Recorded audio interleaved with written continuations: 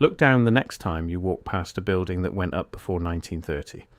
If the sidewalk is old enough, and if nobody has poured new concrete over it, you will see glass. Not broken glass, not accident glass, deliberate glass set in iron frames flush with the pavement, in patterns too precise to be random. Purple glass, green glass, clouded with age but still translucent. Still on a bright afternoon, still throwing light somewhere below your feet. Most people who notice it think it is decorative. A quirk of old construction, something architectural, something aesthetic, something that no longer serves a purpose if it ever did. That explanation is wrong on every count. Those glass tiles were load-bearing infrastructure. They were the lighting system for an entire economy that operated beneath the street, and the economy they lit was not a minor footnote. It was the foundation of how cities actually functioned for roughly 60 years, from the 1840s through the early 1900s. And then it was buried. Not metaphorically buried, physically buried under new concrete when cities decided the underground floor of commerce was no longer convenient to acknowledge. The glass is still there because concrete is expensive and nobody paid to remove it. The infrastructure it served is gone. The memory of what it served is almost entirely gone. And the standard explanation for why all of it disappeared is so incomplete that it functions more as a cover story than a history. This is what was actually down there, and this is what actually happened to it. In 1845, an inventor named Thaddeus Hyatt filed the first American patent for what he called a vault light. The concept was straightforward. Cast iron frames set into a sidewalk or a pavement, each frame holding thick prismatic glass lenses designed to refract and scatter light downward into a basement space below. The prismatic cut was not decorative, it was functional. The geometry of the lens surface bent incoming light at angles that distributed it horizontally across a ceiling, rather than just dropping a column straight down. A single panel of vault lights could illuminate a basement workroom well enough to read by in the middle of the day without a single candle or lamp. The technology spread faster than almost any building material of the 19th century. By 1870, foundries across the United States and Britain were producing vault light panels by the thousands. The Hyatt Brothers Company alone claimed to have installed their system in buildings across every major American city. Walk down any commercial street in Lower Manhattan, in Philadelphia, in Chicago, in Boston, and you were walking over active workspace. The glass in the sidewalk was not ornamental, it was the window for a floor that the city had decided to put underground. Understanding why requires understanding what 19th century cities actually needed from their buildings, and why the current picture of that era is missing an entire dimension. The standard history of commercial architecture in this period focuses on the buildings above ground, the facades, the floor plans, the loading docks, the storefronts. What that history consistently underweights is the relationship between a commercial building and the street itself, and specifically the relationship between a building and the space underneath that street. Cities in this era did not have the refrigeration, the warehouse infrastructure, or the logistics networks that would later allow goods to be stored at distance and transported on demand. Merchants, manufacturers, and tradespeople needed storage immediately adjacent to their point of sale or production. They needed it accessible without moving goods through street traffic, which was already so congested in major cities that daytime deliveries were a serious operational problem. And they needed it at a cost that made commercial rent in dense urban cores viable. The solution was not complicated. You went down, you built out under the sidewalk, under the street right of way if the city permitted it, and you used the space for exactly the kind of work and storage that did not require daylight if you had a way to provide artificial light. But that became dramatically more functional if you could provide natural light instead.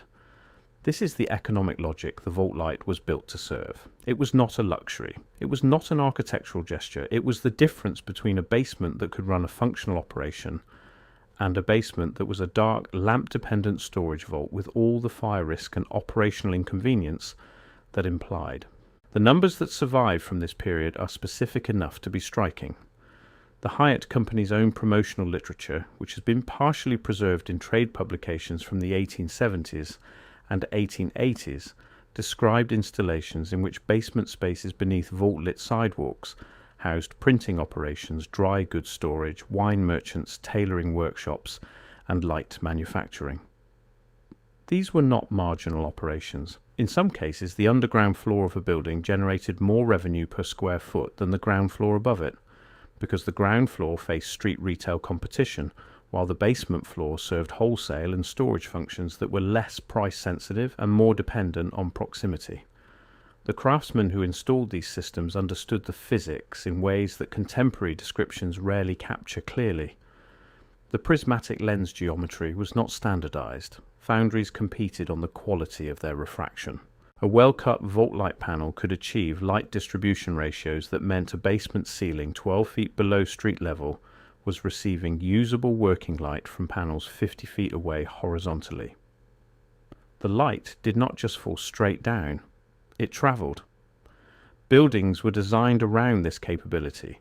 Basement floor plans in commercial structures from this period were laid out with the assumption that vault lights would provide primary illumination for certain zones and supplementary illumination for others.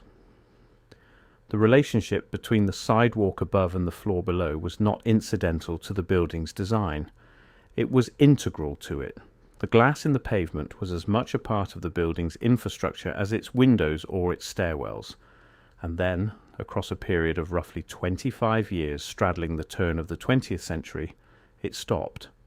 Not everywhere at once, not through a single decision, but systematically in city after city, the underground commercial floor was closed off, built over, repurposed, or simply abandoned, and the vault lights that had served it were left in place with nothing below them worth illuminating anymore. The explanation that appears in most architectural histories is technological. Electric light arrived. Gaslight had already reduced the premium on natural light in basement spaces. Once you could run a circuit to any point in a building and produce reliable, controllable, non-fire illumination, the elaborate and expensive infrastructure of vault lights became redundant.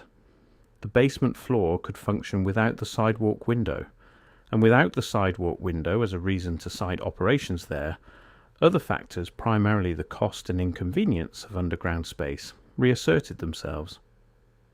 Operations moved up or moved out. The underground commercial floor was a solution to a problem that technology had dissolved. That explanation is not wrong, but it is incomplete in a way that matters. The technological transition was real, but it did not happen in isolation. It happened simultaneously with a set of regulatory and property rights changes in American and British cities that had nothing to do with illumination and everything to do with who owned the space under the street. Through most of the 19th century, the legal status of the vault space under a sidewalk was genuinely ambiguous. A building owner who dug out beneath the public right-of-way and reinforced it was occupying space that technically belonged to the municipality. But municipalities had not developed the administrative machinery to regulate, tax, or charge for that occupation. The arrangement was tolerated because it was useful, because the buildings that used it paid taxes on their above-ground square footage, and because the vault space was making the surrounding commercial district function more efficiently than it would have otherwise.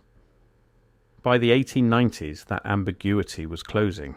Cities were formalizing their claims to the subsurface right-of-way. They were beginning to issue permits, to charge occupancy fees, and in some cases to require the removal of structures that had been built under public streets without formal authorization. The legal geography of the city was being mapped in 3 dimensions for the first time, and the underground commercial floor was on the wrong side of that new map. At the same moment, cities were expanding their own subsurface infrastructure in ways that competed directly with the vault spaces. Sewer systems, water mains, telegraph cables, eventually electrical conduit and subway tunnels. The underground space that had been informally occupied by commercial basements was suddenly wanted for public infrastructure, and public infrastructure had a legal claim that a merchant storage vault did not. This is the context the purely technological explanation omits.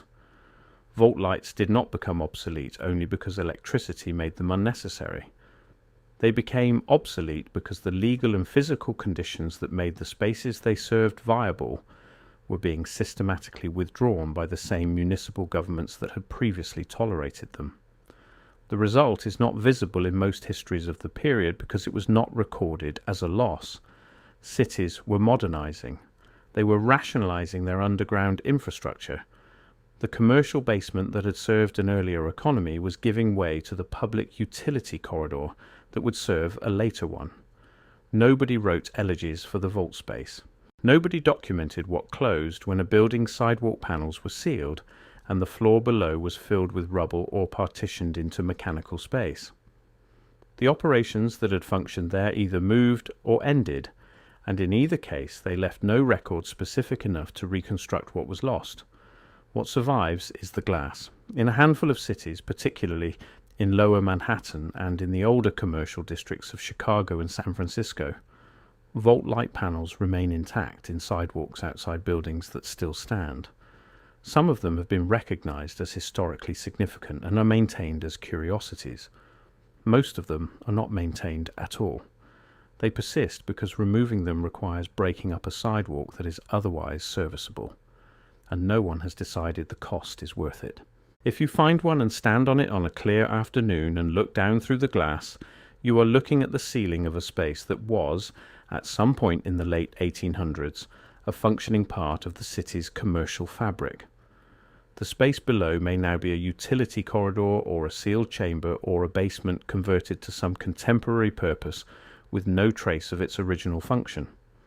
The glass does not tell you what was down there, it only tells you that something was. There is a survey from 2019 conducted by preservation researchers in Lower Manhattan that documented active vault light panels on my 47 blocks in the financial district.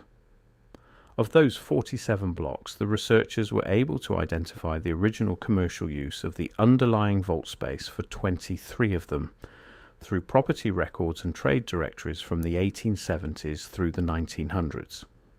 The results were specific: wine storage, printing, wholesale dry goods, a bookbinder, counting rooms for financial operations that required proximity to the trading floors above but did not require public access. The glass in the sidewalk is the only physical remnant of an entire economic layer that the city decided across a period of 25 years to officially forget. The question that the purely technological explanation cannot answer is why the forgetting was so complete. The transition from gas lighting to electric lighting is extensively documented because the gas companies fought it and generated enormous quantities of paper in the process. The vault light transition left almost nothing because the people who depended on vault lit basement space were too small and too diffuse to organize a response. There was no vault light lobby, there was no underground commercial association, there were individual merchants and craftsmen who moved or closed or absorbed the cost of above ground rents. And then there was silence. The glass in the sidewalk does not remember any of this, it is just glass. But the fact that it is still there, unremarked on by the millions of people who walk over it every year, is itself a kind of historical artifact. It is the evidence that something was systematically removed from the city's record, not through destruction, but through the simpler mechanism of allowing it to pass out of living memory without ever writing it down. Standardization did not just change how cities were lit, it changed which parts of a city were legible as infrastructure worth preserving, worth documenting, worth grieving when they disappeared. The above-ground city was photographed, surveyed, mapped, and mourned when it changed. The floor below the glass was not. What did those spaces do when they were operating as designed? What was the economy that ran inside them? The prismatic geometry of the lens is still there in the glass. The light still falls through it on a bright afternoon. But the floor it was built to illuminate has been buried for 100 years, and nobody thought to ask what it sounded like down there, or who was working, or what they made, before the concrete came and the city decided the underground was only for pipes.